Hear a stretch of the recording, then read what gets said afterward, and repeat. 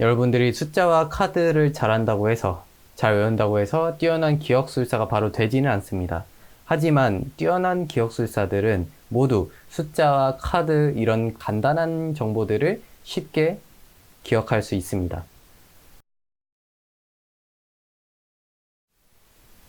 기어너 스포츠 초급 과정 8번째 강의입니다. 이번 강의에서는 기억술사가 되기 위한 방법, 그 중에서도 카드와 숫자를 왜 연습해야 하고 그것을 어떻게 잘 연습해 나갈 수 있는지에 대해서 알아보겠습니다. 먼저 기억술사가 무엇일까요? 기억술사가 정확히 무슨 뜻인지 아시는 분이 많지는 않을 텐데요. 말 그대로 기억술을 잘하는 사람 정도로 그냥 간단하게 정의를 내릴 수 있겠지만 좀 더 구체적으로 설명을 드리자면 기억술을 함에 있어서 단순히 단어나 숫자, 카드 이런 거에만 적용할 수 있는 사람이 아니라 추상적인 단어, 문장, 글, 그 어떤 것이든 어떤 정보의 유형이든 혹은 내가 어떤 공부를 하든 어떤 시험을 준비하든 혹은 일상에서 갑자기 외워야 되는 무언가를 암기해야 되는 그런 상황이 올 때가 있잖아요.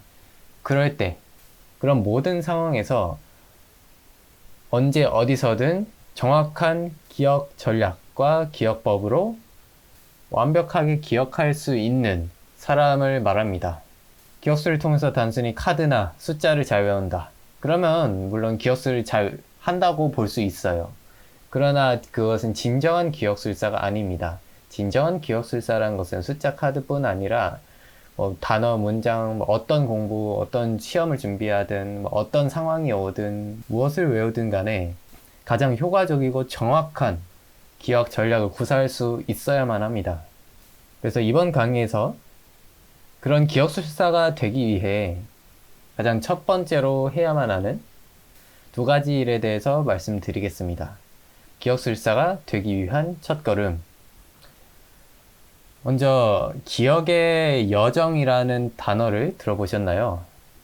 기억의 궁전이란 말은 들어보셨을 겁니다. 이미 우리가 기억의 정석부터 시작을 해왔기 때문에 기억의 궁전이란 것은 말 그대로 기억술을 행함에 있어 이미지화한 정보를 내가 미리 만들어 놓은 기억 저장소에 저장하는 그런 공간을 뜻하죠.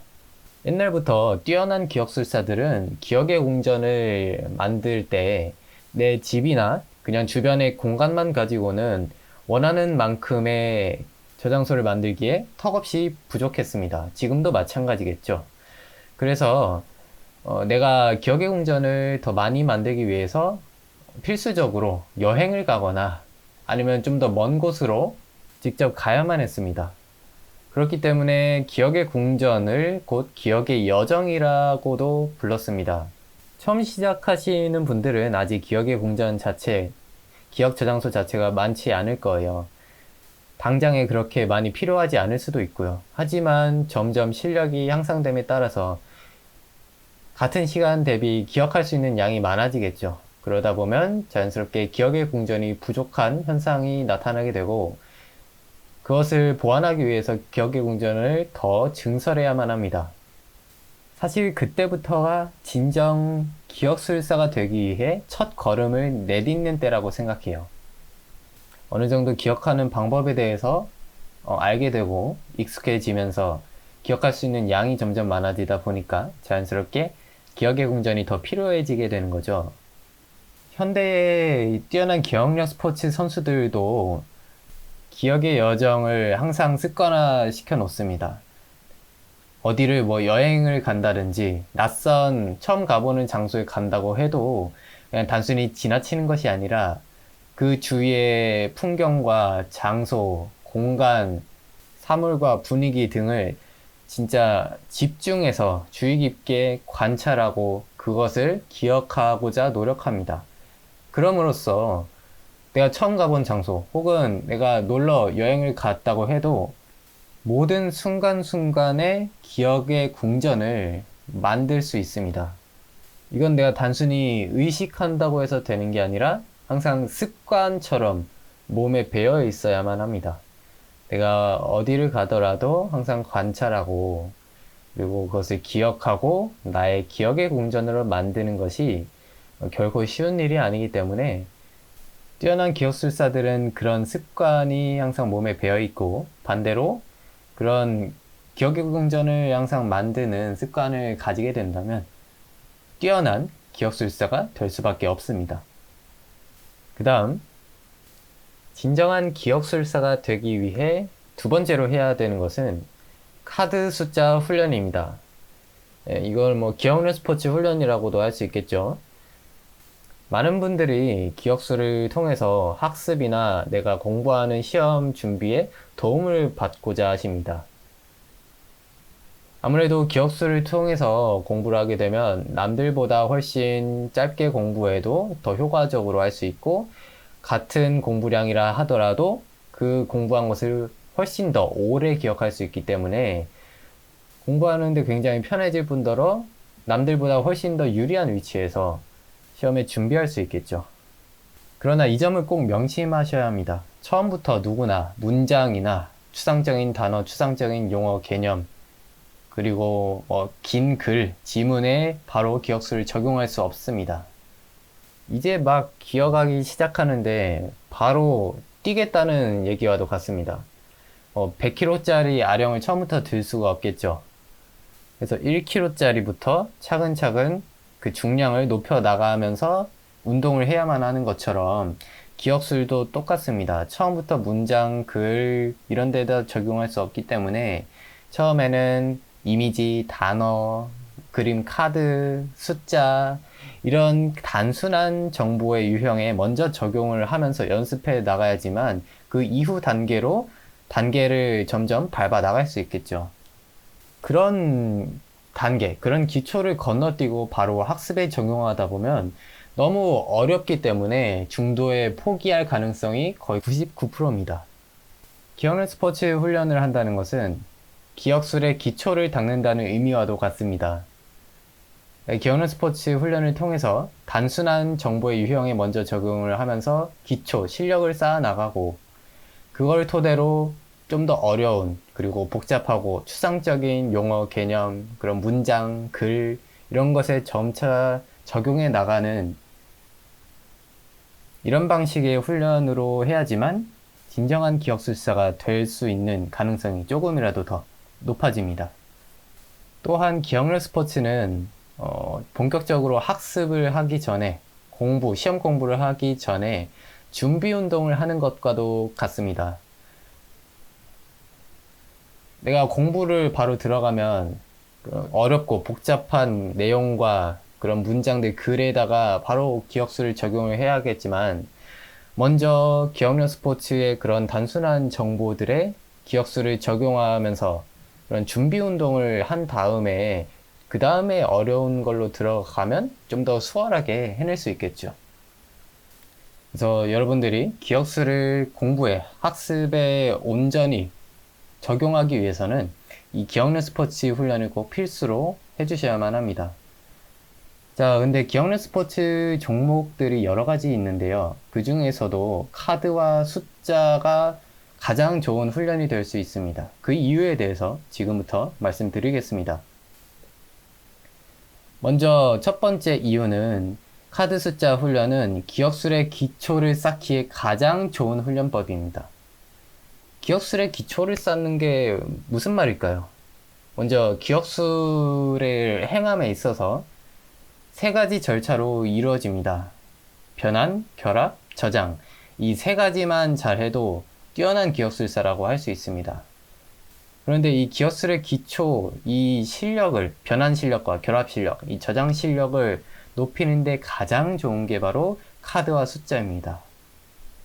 다른 종목과 다르게 카드와 숫자 종목은 변환 과정, 그리고 결합 과정, 그리고 저장 과정, 이 세 가지 과정 모두를 행할 수밖에 없습니다.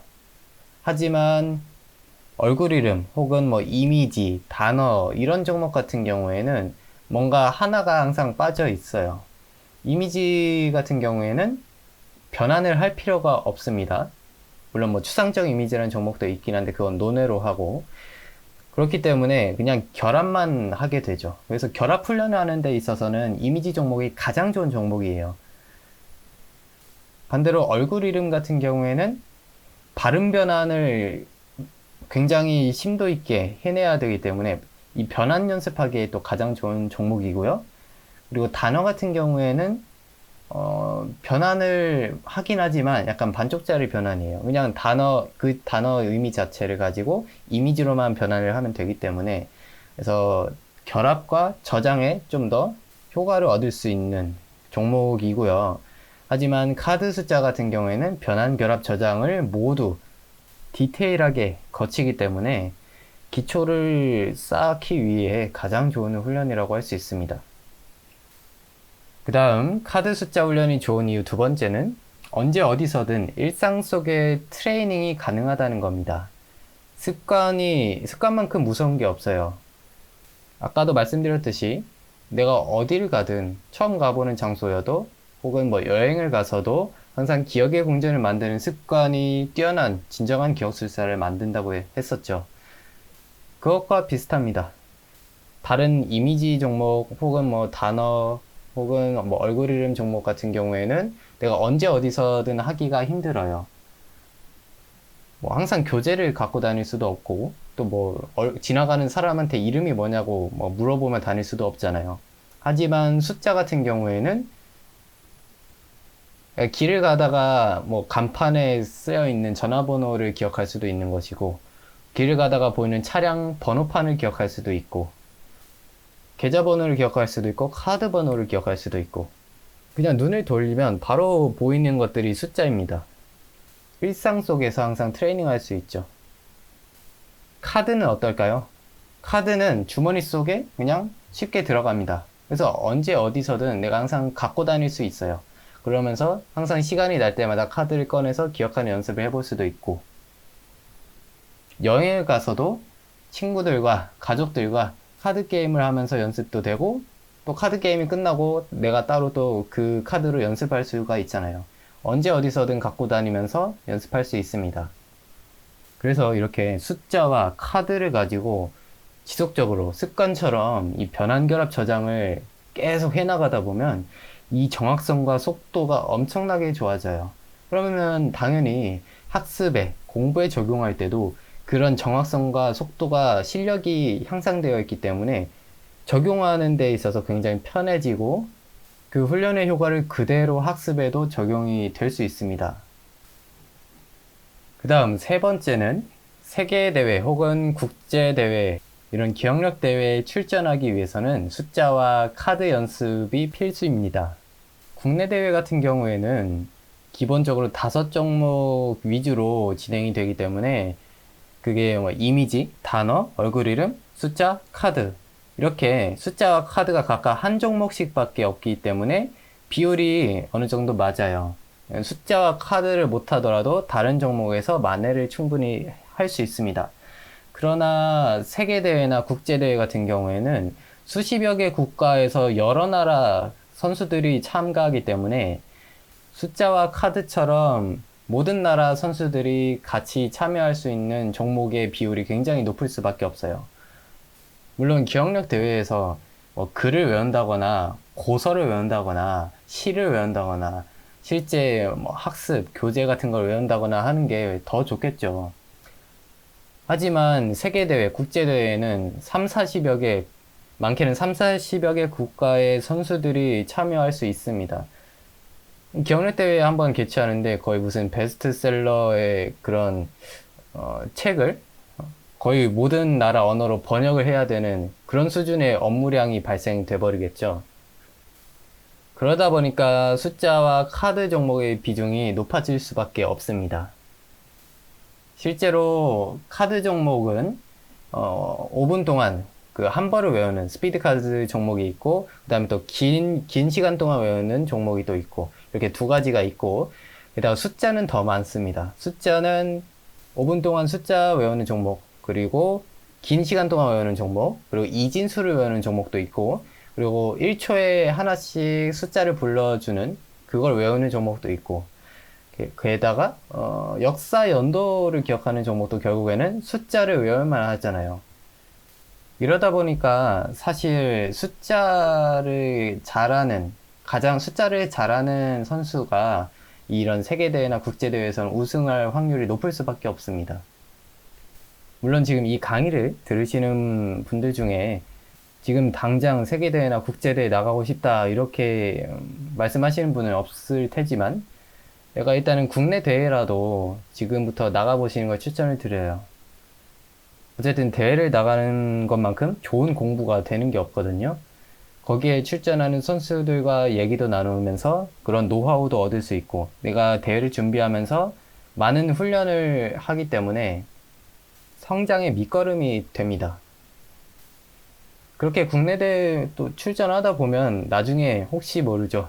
국제대회나 세계대회에 나갈 수 있는 그 뭐 국가대표에 뽑힐 수도 있는 것이고 사실 지금 말씀드리는 이 세 번째 이유보다는 아까 말씀드린 이 두 번째 그리고 첫 번째의 의미가 훨씬 더 크다고 말씀드릴 수 있습니다. 결국 우리가 앞으로 이 숫자와 카드 그것을 단어와 이미지로 변환해야 하는데 그걸 미리 정형화해 놓는 작업을 진행하게 되고 그런 다음에 그것을 빠르게 해낼 수 있도록 변환 훈련을 하게 될 겁니다. 그런 다음에 그 변환된 이미지들을 하나의 장면으로 결합하는 훈련, 그 다음에 최종적으로 그 카드나 숫자들을 모든 순서를 저장하는, 기억하는 훈련까지 하게 되겠죠. 그래서 내가 숫자와 카드를 기억하기 위해서는 애초에 결합을 할 줄 알아야 되고, 그리고 결합을 하기 위해서는 애초에 변환을 해야겠죠. 이미지로. 그리고 변환을 잘 하기 위해서는 변환을 미리 정형화해 놓는 작업이 필요합니다. 이거는 숫자와 카드에 한해서는 정형화가 필요해요. 다른 종목 같은 경우에는 뭐 단어나 뭐 이름, 그런 뭐 이미지들의 경우의 수가 굉장히 많잖아요. 나올 수 있는 것들이. 그래서 정형화가 거의 불가능해요. 그런 경우는, 그런 종목들은 그냥 내가 많이 하면서 경험을 쌓고 데이터베이스가 늘어나는 개념이라고 보셔야 합니다. 하지만 숫자와 카드는 숫자는 00부터 99까지 총 100가지의 경우의 수밖에 없고 그리고 카드는 더 적어요. 카드는 52장밖에 없기 때문에 52개의 이미지, 단어들만 기억해 놓으면 됩니다. 이 숫자에 해당하는 단어나 이미지 그리고 이 카드에 해당하는 단어, 이미지 이걸 미리 다 기억해 놓는다면 변환하는 데 있어서 훨씬 쉽고 빠르게 처리해 나갈 수 있겠죠. 제가 이 강의 영상 밑에다가 카드와 숫자 변환 예시 자료, 예시 정형화 자료를 첨부해 놓을 겁니다. 이걸 다운받으시되 이건 그냥 예시 자료일 뿐이에요. 그냥 참고하시면 될 뿐이지 이걸 고지고대로 외우지 마시고 이 다음 강의부터 변환 정형화 작업을 해 나갈 거예요. 그때 매 숫자마다 그리고 매 카드마다 10초간 내가 변환할 단어를 떠올릴 수 있는 시간을 드려요. 그때 최대한 나한테 맞고 잘 떠오르는 변환 단어를 생각을 해보셔야 되고 이 과정 자체가 어떻게 보면 이 기초 훈련이 되기도 해요. 창의력과 상상력 훈련이 굉장히 도움이 됩니다. 그래서 변환 예시 자료가 그냥 있다고 이걸 스킵하지 마시고요. 변환 정형화 작업까지 꼭 열심히 해주세요. 그리고 그렇게 10초 동안 내가 직접 단어를 떠올린 후에는 올바른 예시와 잘못된 예시를 함께 보여드릴 거예요. 이걸 판단하는 기준은 뭐냐면 내가 단어로 변환을 했을 때 그 단어로 이미지화 시킬 수 있느냐, 이미지로 구체화 시킬 때 그게 용이하느냐, 이게 기준이거든요. 그래서 추상적인 단어보다는 구체적인 단어로 변환하는 그런 것이 필요합니다. 그래서 내가 변환 정형화 작업을 하다 보면 이런 것들을 어떤 단어로, 어떤 식으로 변환해야 될지 감을 잡게 돼요. 이 변환 정형화 강의를 통해서 여러분들이 나만의 숫자 카드 변환표를 만들어 나가시기 바랍니다. 여러분들이 숫자와 카드를 잘한다고 해서, 잘 외운다고 해서 뛰어난 기억술사가 바로 되지는 않습니다. 하지만 뛰어난 기억술사들은 모두 숫자와 카드 이런 간단한 정보들을 쉽게 기억할 수 있습니다. 이 기억력 스포츠 강의를 통해 여러분들이 기억의 여정을 걸어 나감에 있어서 최대한 도움이 되어드리고 또 길잡이가 될 수 있도록 하겠습니다.